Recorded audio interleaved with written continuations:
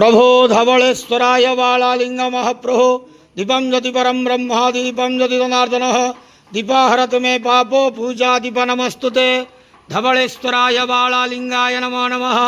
संसार सुखिरखंतो आज धर्मर मास कार्तिक मासर शुभ रविवार रे धवलेश्वर महाप्रभुंकर द्वितीय पंचुकरे समस्त श्रद्धालु भक्त मानक आशीर्वाद करंतु मनस्कामना पूर्ण करंतु कर्म क्षेत्र उन्नति करंतु ग्रहरिष्ठ खंडन करंतु जगतर मंगल करंतु विश्वर कल्याण करंतु आपणकर नाम विख्यात करंतु सेवकर डाक श्रवण करंतु समस्त गुआवसा भक्त मानकर मनस्कामना पूर्ण करंतु।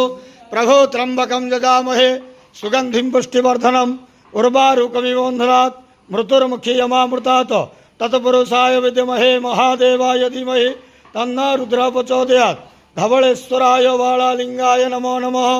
संसार सुखिरखंत आनंद गवार हरि बोलो।